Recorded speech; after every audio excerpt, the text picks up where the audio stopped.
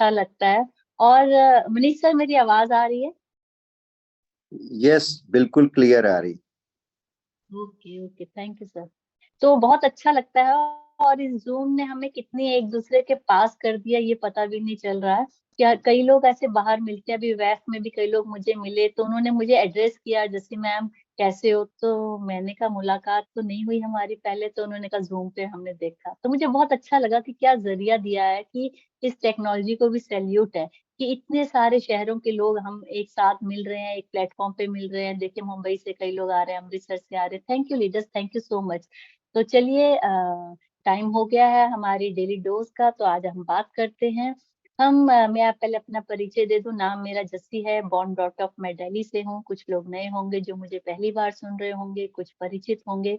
और पिछले 13 साल से मार्केटिंग सेक्टर में हूँ। इंश्योरेंस में जॉब के बाद मैं नेटवर्क इंडस्ट्री में आई, और इस इंडस्ट्री की होके रह गई, ये कह सकती हूँ। इस इंडस्ट्री ने इतना कुछ दिया, इतना कुछ दिया जो बयां भी नहीं कर सकती।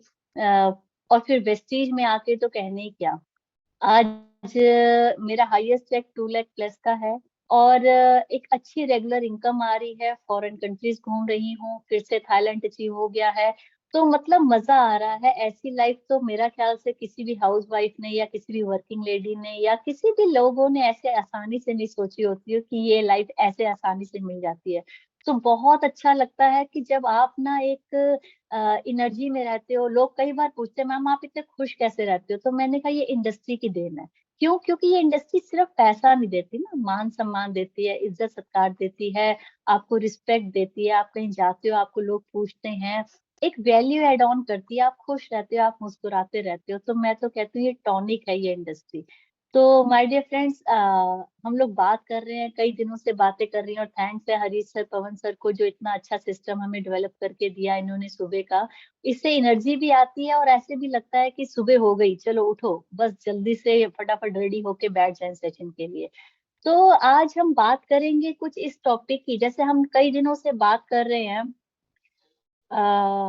कि हमें ये करना चाहिए। बहुत सारे हमारे लीडर्स हैं जो हमें बता रहे हैं कि हमें क्या क्या काम करने हैं। बहुत सारे लीडर्स की हमें लिस्ट बनानी है, हमें इनवाइट करना है, हमें ड्रीम्स लिखने हैं, हमें फॉलो अप करना है, प्लान दिखाना है, 1 पर डे 3 प्लान दिखाने हैं, होम मीटिंग करनी है। बहुत सारी बातें हम रोज सीख रहे हैं कि हमें क्या क्या करना है। पर माय डियर फ्रेंड्स, हर चीज के डूज एंड डोंट्स 2 चीजें होती हैं, कि क्या क्या करना है, क्या क्या नहीं करना है। तो वो क्या क्या नहीं करना है, वो थोड़ा सा आज मैं आपके साथ शेयर करूंगी कि हमें क्या क्या नहीं करना है। ऐसी भी कुछ चीजें हैं जो हमें नहीं करनी है, और उनके ऊपर हमेशा हमें सोच के चलना है कि हमें वो क्या काम है जो नहीं करने हैं। क्यों? क्योंकि जब आप कोई भी काम करते हो ना, तो उसके राइट रिजल्ट्स के लिए उसके हमें ना कौन से काम करने से नुकसान है, ये भी हमें देखना है। तो हमें क्या नहीं करना है, जैसे आप इस स्लाइड पे देख पा रहे हो कि हमें क्या नहीं करना है। बहुत ध्यान से समझना है कि हमें क्या नहीं करना है। अब वो मैं बताती हूँ कि क्या नहीं करना है। अब हमें सबसे पहले एक, हम देखिए, जैसे मैं आपसे बात कर रही हूँ तो मैं एक बहुत ही जोश में आपको लग रही होंगी, एक्साइटमेंट में आपको लग रही होंगी। तो हमें क्या करना है, हमेशा जोश में रहना है। जैसे आर्मी, आर्मी का जवान देखते हैं आप, वो हमेशा, उसको बोलो, उसका नाम ही जवान रखा हुआ है, वो कभी भी कुछ और नहीं बोलते, बोलते जवान जी सर। तो पैर भी खटखटाता है और हाथ भी सैल्यूट देता है। तो दिस शोज दैट कि वो ऑलवेज उसको जवान बोलते ही ना, तो मतलब वो इतना अलर्ट हो जाता है, इतना एक्टिव हो जाता है। तो हमें एक आर्मी के जवान की तरीके हमेशा अलर्ट, एक्टिव, और हमेशा जोश में रहना है। देखिए होश में रहना मना है इस इंडस्ट्री में ना।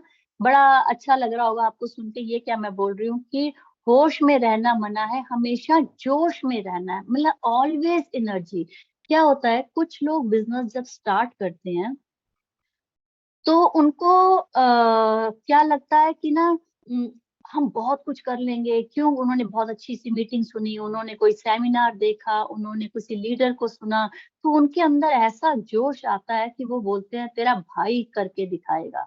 तो मैं आपको बताऊं, वो भाई उसके बाद नजर ही आना बंद हो जाता है।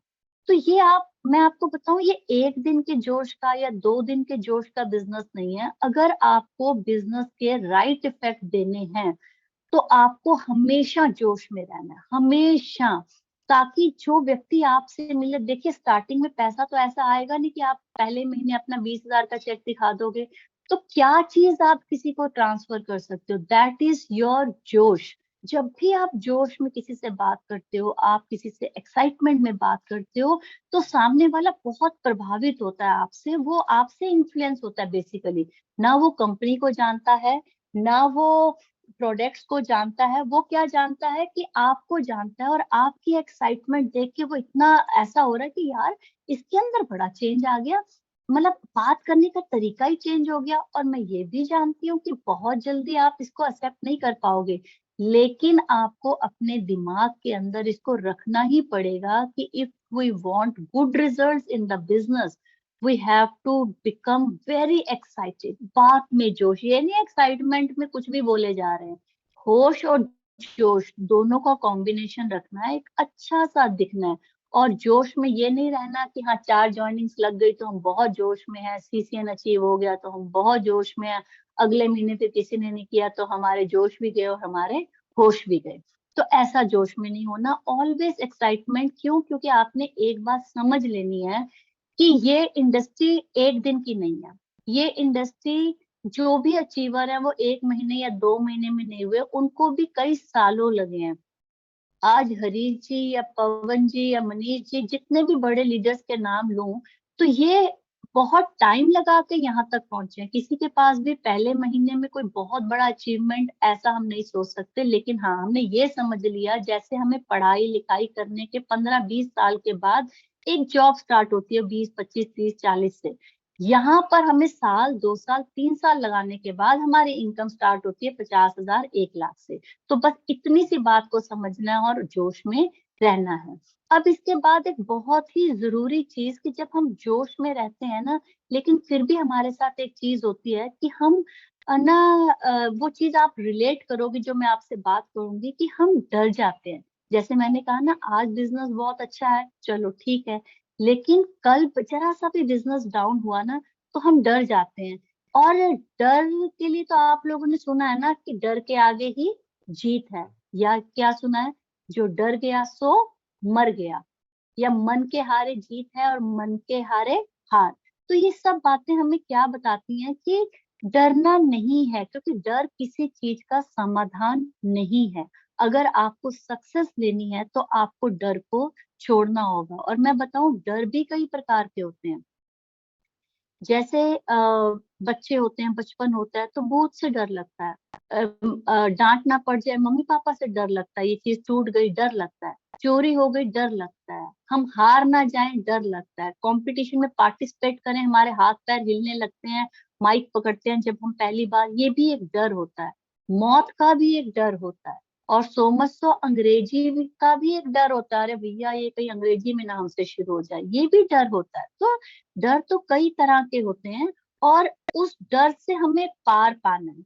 मतलब आपको डर आपके ऊपर ना हावी हो जाए, आप डर के ऊपर हावी हो जाओ, ये जरूरत है हमें, अगर हमें सफल होना है। क्योंकि मैंने फिर कहा कि बिजनेस एक दिन का नहीं है। और मैं आपसे एक बात बताऊं, एक गाना भी याद आ गया, जब प्यार किया तो डरना क्या। तो मतलब डरना तो है ही नहीं। देखो आप लोग भी किससे रिलेट होते हो, जब कुछ हंसी मजाक और मसालेदार बातें होती है ना, उससे मुस्कान आती है, और मुस्कान रहनी हमेशा जरूरी है। अब देखिए साइड इफेक्ट जो मैं आपको बताऊं, एक डर के साइड इफेक्ट्स क्या होते हैं, कि जब हम डर जाते हैं ना, तो हम एक जो अच्छा डिसीजन होता है वो नहीं ले पाते, तो हमारा जो इनडिसीजन होता है, मतलब एक होता है डिसीजन, एक होता है इनडिसीजन। तो जो हमारा डर है ना, वो हमें क्या क्रिएट कर लेता है, इनडिसीजन को, कि हम एक अच्छा निर्णय नहीं ले पाते। और जब हम अच्छा निर्णय नहीं ले पाते ना, तो हम डाउट में आ जाते हैं कि होगा कि नहीं होगा, कर पाएंगे कि नहीं कर पाएंगे, लोग कर पाते हैं कि नहीं कर पाते हैं। तो ये बहुत सारे ख्याल आपको डुबो देते हैं। मतलब जो एक डर होता है ना क्रिटिसिज्म का, ये भी बहुत बड़ा डर है, गरीबी का भी बहुत बड़ा डर है। तो आपने किस डर से पार पाना है, ये पहले आप सोचो। अगर तो आप गरीबी के डर से पार पा रहे हो तो बहुत अच्छा है, क्योंकि हमें तो गरीबी से नहीं डरना, बस उसके लिए जो भी काम करना पड़ जाए, निकलना है तो निकलना है, इस डर से बाहर आना है तो आना है। आप जानते हैं कि एक जहाज को डुबोने के लिए कितने छेद चाहिए होते हैं? अब ज्यादा टाइम नहीं है, नहीं तो मैं आप लोगों से इस पे बात कर सकती थी, बट एक जहाज को डुबोने के लिए ना कोई 10-15 छेद के बाद एक जहाज नहीं डूबता। एक एक छेद, एक होल एक जहाज को डुबो देता है।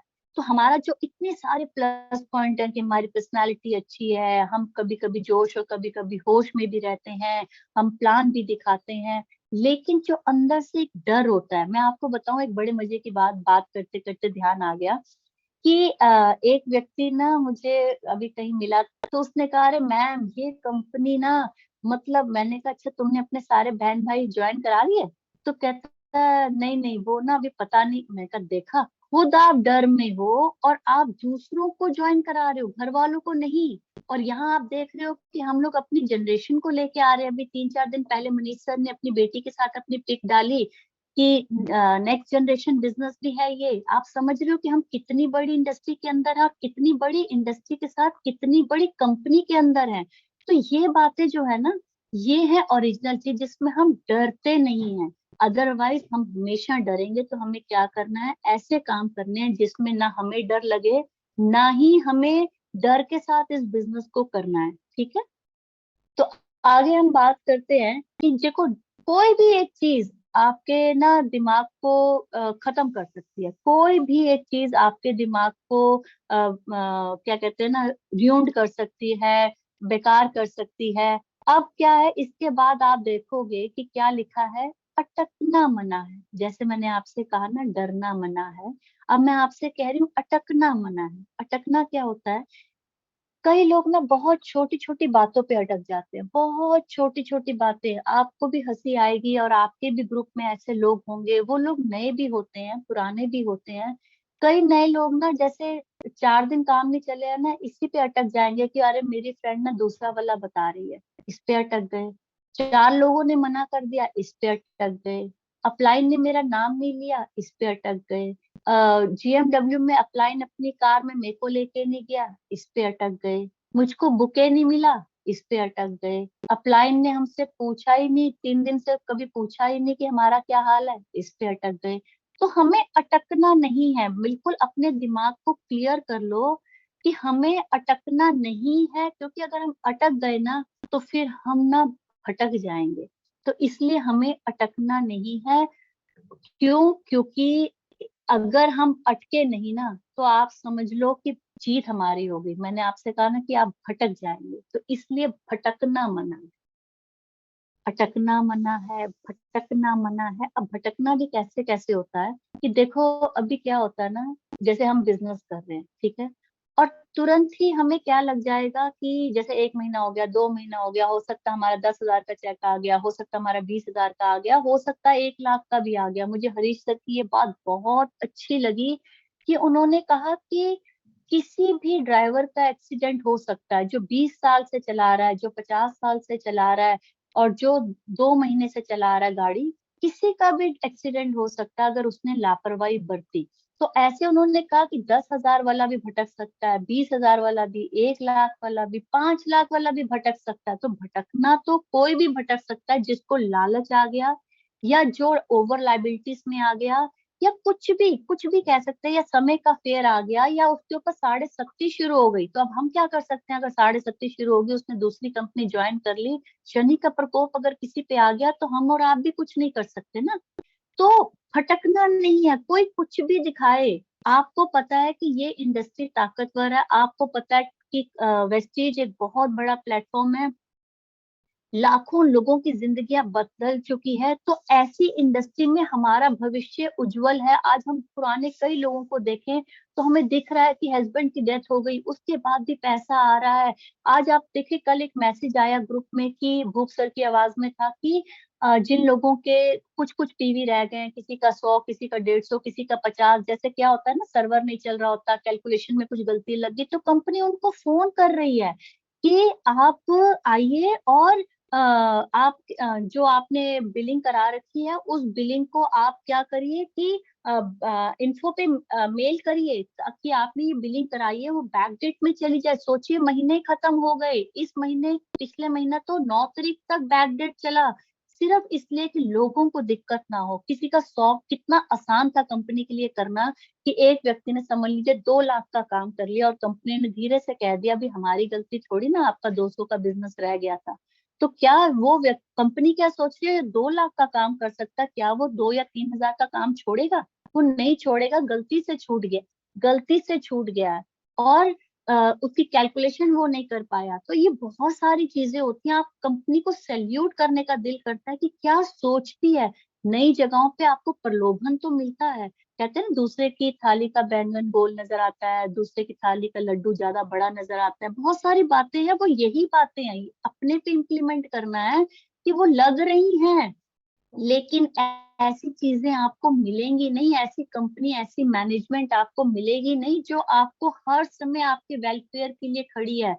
बड़े मजे की बात बताऊं, मेरे ही ग्रुप में किसी का 2500, मेरा ख्याल से 25 या 2526 पीवी हुआ उनका, और उनको फोन आ गया कंपनी का कि आप ये 75 पीवी और कर लीजिए, आपको टीवी भी बोनस मिल जाएगा। तो उन्होंने कहा कि सर मेरी बिलिंग हो गई है लेकिन वो अभी बैकडेट पे चढ़ रही है। तो मतलब मैं हैरान हो गई कि क्या बात है कि भाई 75 पीवी करके कंपनी, 75 पीवी का मतलब क्या हुआ, आप समझ लीजिए 1800 2000 का काम, और उसमें कंपनी करा के किसी को 4000 बोनस एक्स्ट्रा देने के लिए तैयार है। मतलब कंपनी हर तरह से देने के लिए तैयार है। लॉकडाउन में पहली कंपनी थी जो लोगों के पे आउट दे रही थी। आप खुद सोचो, इतनी बड़ी कंपनी से अगर हम भटक गए तो हम जीवन भर भटकेंगे, हम जीवन भर भटकेंगे। इसलिए माय डियर फ्रेंड्स, हमें ना बिल्कुल अब अपने आप को, अपने करियर को, अब हम बार बार जब अपना इमेज खराब करते हैं ना, तो क्या होता है कि हमारा ना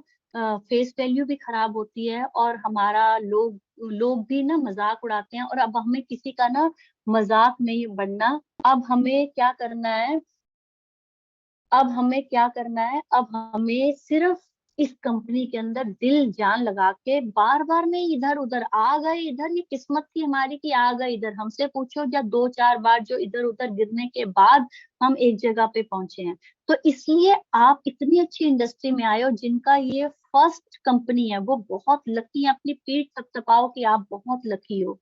और जिनको भटकने के बाद भी ये कंपनी मिल गई वो भी अपनी पीठ थपथपाओ कि थैंक यू गॉड कि आपने फाइनली हमें एक ऐसी कंपनी में भेज दिया जहां पर हमारा उज्जवल भविष्य और हमें डर नहीं लगता। देखिए मैंने आपसे कहा डरना मना है, भटकना मना है, अकड़ना मना है, बुरा मानना मना है। देखिए क्या है, अकड़ना मना है। मैं आपको बताऊं क्या होता है, हमें ना कई बातें पता ही नहीं चलती लेकिन वो हमारे से हो रही होती हैं, आप भी इससे रिलेट कर पाओगे।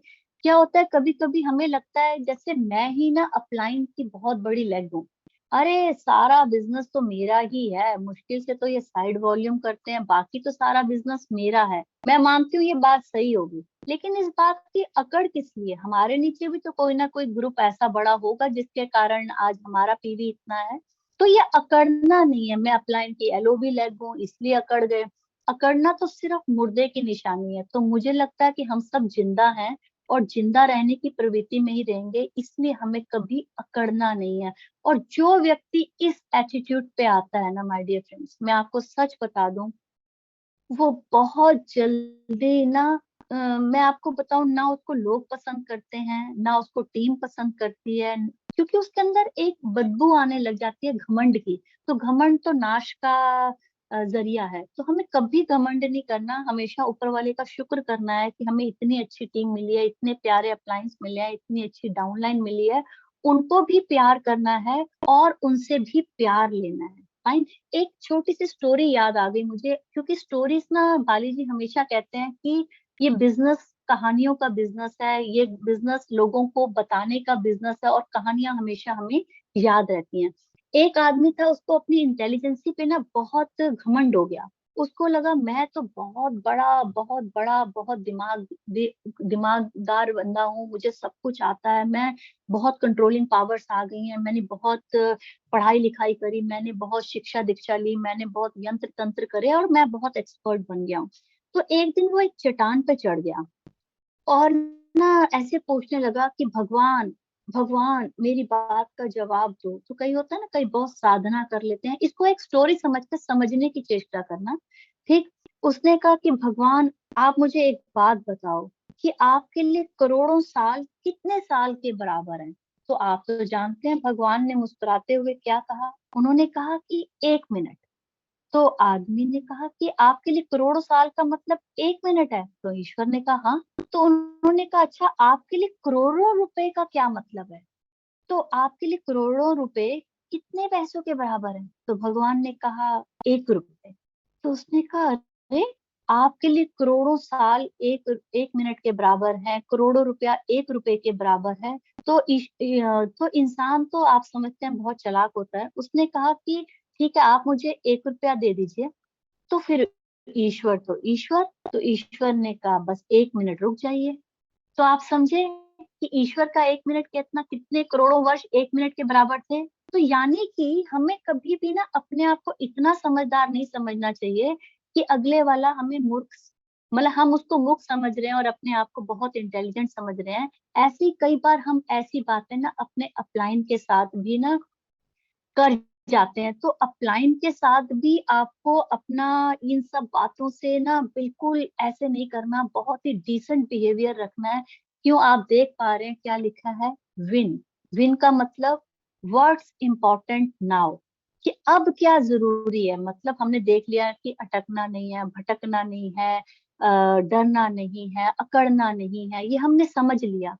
जोश में रहना है। लेकिन अब जीतने के लिए क्या जरूरी है, जीतने के लिए क्या जरूरी है, तो वो भी कुछ बातें हैं जो मैं आपको इसके साथ रिलेट कर दूंगी कि हमें जीतने के लिए क्या जरूरी है। देखिए जीत जीत के लिए ना बहुत सारी चीजें चाहिए होती हैं। जैसे मैं आपको बताऊं कि सबसे अच्छा तरीका क्या है जीत के लिए, जैसे आप पढ़ पा रहे हैं कि सबसे अच्छा तरीका क्या है जीतने के लिए, और जब मैं आपको बताऊंगी ना तो आप कहोगे कि अरे मैम सही कहा आपने, कि जीतने के लिए सबसे अच्छा तरीका क्या है। चलो मान लिया जैसे मैंने आपसे कहा कि हमसे गलतियां हो जाती हैं, ठीक है, मैंने आपसे कहा हमसे गलतियां होती हैं, इंसान है तो इंसान का मतलब गलतियां तो होती हैं।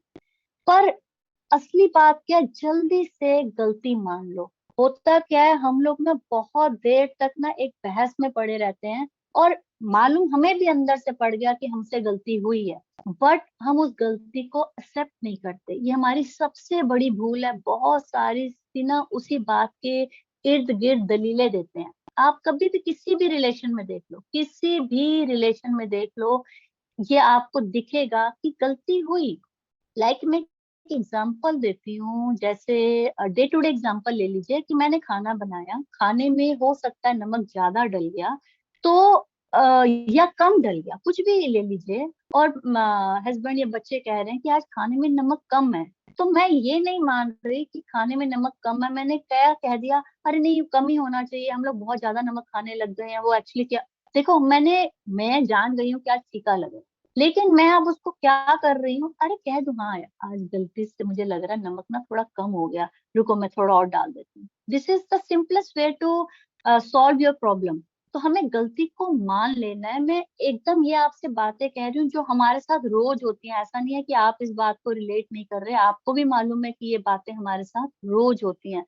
हम उस पे अड़े रहते हैं कि नहीं भाई, नहीं मैं कह रहा हूँ ना। बच्चा है, छोटा सा बच्चा है, वो भी नहीं मानता अपनी गलती को, वो भी 4 बार कहता है कि मेरे से नहीं गिरा, वो बहन का हाथ लग गया था तो सामान गिरा, जबकि उसको पता है कि उसने ही गिराया और उसी से टूटा है।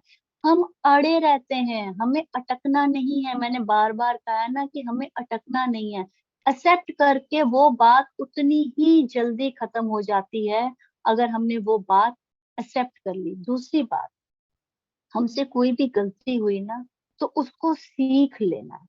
क्यों, अगर हम नहीं सीखेंगे तो क्या होगा कि वो गलती बार बार होगी, वो गलती हमसे बार बार होगी। तो कहते हैं ना कि एक बड़ी अच्छी मैंने बुक में लाइन पढ़ी थी कि अक्लमंद लोग अपनी गलतियों से सीखते हैं और बुद्धिमान लोग दूसरों की गलतियों से भी सीख लेते हैं।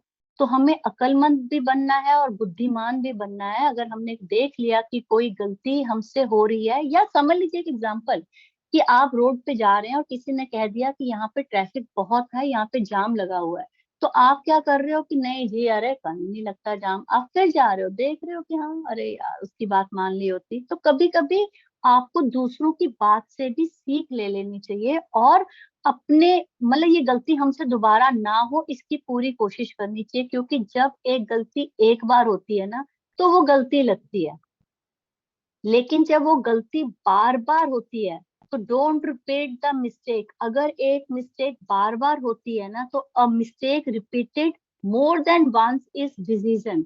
मतलब कि अगर एक गलती को हम, एक आदत हो गई हमारी, बार बार कर रहे हैं ना, तो क्या होगा कि ये गलती अब हमारी आदत हो गई, ये हमारा डिसीजन हो गया, हमने उसको मानना ही नहीं है, तो वो हमारी आदत। जैसे सुबह जल्दी उठो, एक नॉर्मल बात कही, सुबह जल्दी उठो, तब भी इंसान कहता है अरे नहीं वो आज रात को लेट हो गया था, वो ये हो गया था, वो ना अभी शादी से आए हैं, वो थोड़ा सा इंडाइजेशन हो रहा था तो हम वॉक पे नहीं गए, इसलिए हम सेशन में नहीं आए, मैम आना चाह रहे थे, लेकिन 100 बहाने हमारे पास तैयार हैं।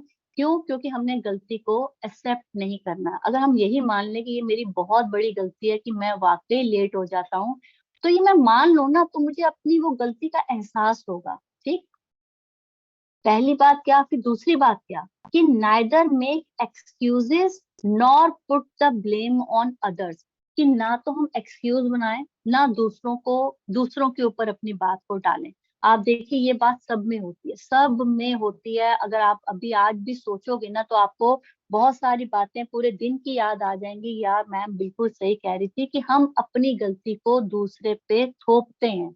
छोटा सा बच्चा भी थोपता है कि उससे ही टूटी चीज गिलास, उसने कहा दीदी ने धक्का दे दिया था, भाई टूटा है ना, मान नहीं रहा, दीदी ने धक्का दे दिया था। तो दिस शोज दैट कि हम हमेशा ना ब्लेम देके अपने आप को बचाते हैं। ये हमारा नेचर है, ये ह्यूमन नेचर है, ये कोई मेरी या आपकी साइकोलॉजी नहीं है, ये ह्यूमन नेचर है। तो हमें इस नेचर पे भी ना काबू पाना है। जब जब आपका दिमाग ये कहे ना कि नहीं यार पता नहीं मेरे से मतलब टालने की कोशिश या थोपने की कोशिश, तो हमेशा याद रख लेना कि नहीं, ये हमारी आदत बन चुकी है। अगर हम एक्सेप्ट कर लेंगे ना तो पता है एक वर्ड सॉरी कह के ना कि हाँ गलती हो गई, बहुत जल्दी बात खत्म हो जाती है, बहुत जल्दी। बच्चा है, पेपर में पेपर टफ आया था, स्ट्रिक्ट मार्किंग हुई थी, बहुत सारी बातों की एक्सक्यूज देगा, पर वो ये नहीं कहेगा कि ना हाँ मम्मी मेरी तैयारी थोड़ी कम थी, मैं कंफ्यूज हो गई थी वहां जाके, या मैंने हमेशा लर्निंग प्रोसेस रखा, मैंने रिटर्न करके नहीं देखा, मेरा पेपर छूट गया। वो कहेगा पेपर लेंदी था।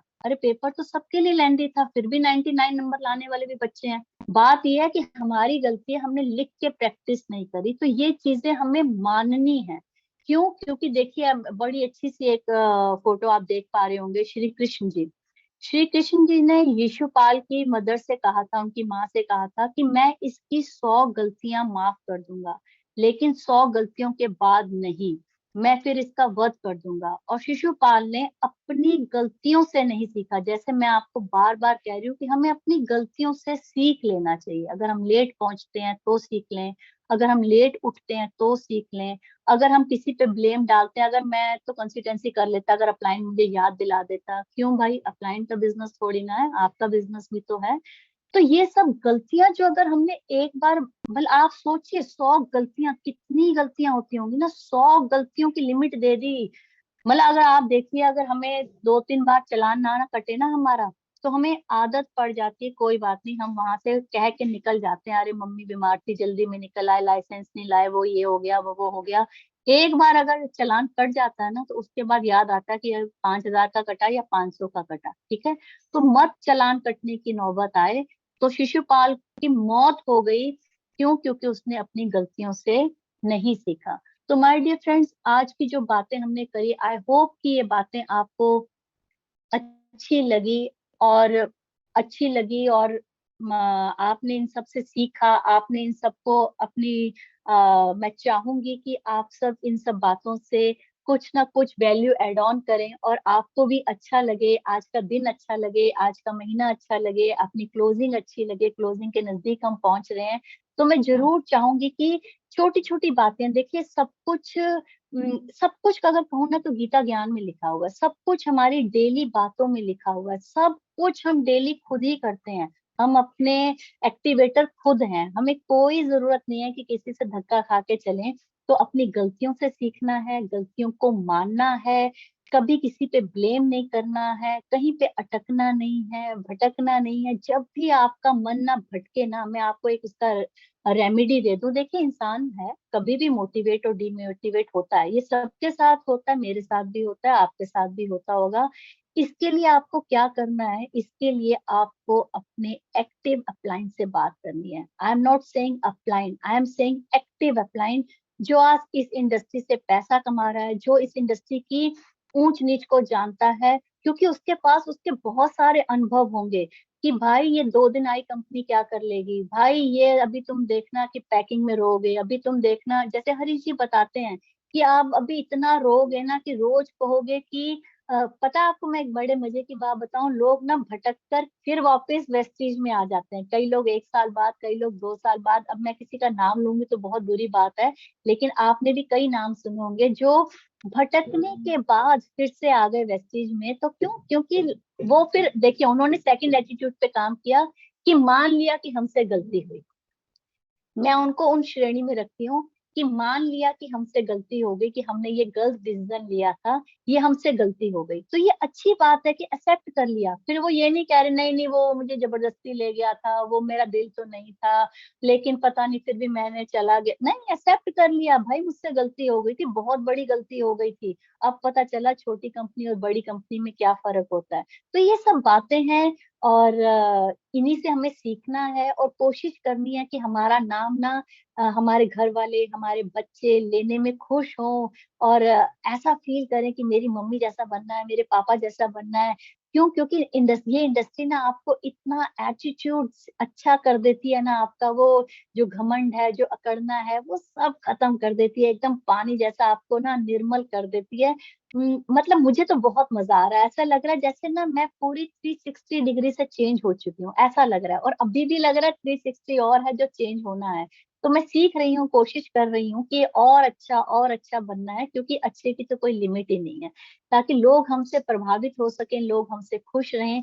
तो आप सबके बहुत प्यारे प्यारे कॉम्प्लीमेंट्स मुझे मिल रहे हैं और मुझे बहुत अच्छा लग रहा है। Thank you so very much कि अगर मैं आपकी लाइफ में कुछ भी वैल्यू एड ऑन कर सकी। देखिए बिजनेस सिर्फ बीवी बीवी का या इनकम का नहीं है, बिजनेस तो टोटल एटीट्यूड का बिजनेस है, कि आप एक अच्छे इंसान भी बन गए, एक अच्छे माँ बाप बन गए, या एक अच्छे बच्चे बन गए। अगर आपके माँ बाप ने भी कहना शुरू कर दिया कि 4 बच्चों में से इसका जवाब नहीं है, तो समझ लेना आपका जीवन सार्थक हो गया। समझ लीजिए आप, ईश्वर ने आपकी सारी दुआएं कबूल कर ली, कि अगर आपके माँ बाप ने सिर्फ एक बार ये कह दिया 3 बच्चे एक तरफ है और मेरी ये बेटी या मेरा ये बेटा एक तरफ है, ये सब आचरण आपको ना ये इंडस्ट्री सिखा देगी। बहुत प्यारी इंडस्ट्री है, बहुत दिल से प्यार कीजिए इसको, दिल से ये बिजनेस कीजिए। जैसे मनीष जी कहते हैं, कभी किसी ने कहा कि दिमाग वाले दुल्हनिया ले जाएंगे, दिल वाले दुल्हनिया ले जाएंगे, तो दिल से करिए, ये बिजनेस आपको बहुत आगे लेके जाएगा। फिर टीम चैंपियंस मौका देगी, फिर हम रूबरू होंगे, आपसे मिलेंगे, बहुत अच्छा लगता है आप सबसे मिलके। Thank you leaders, thank you so very much. आपके ये अच्छे अच्छे कॉम्प्लीमेंट्स मुझे बहुत सराहना दे रहे हैं कि मैं आगे से और अच्छा और आपके साथ शेयर कर सकूं, जो भी मुझे ऐसा टॉपिक लगेगा कि हम लोग आपस में एक दूसरे के साथ शेयर करते हैं। तो thank you so very much, thank you Manish sir, thank you leaders, thank you team champions, thank you leaders.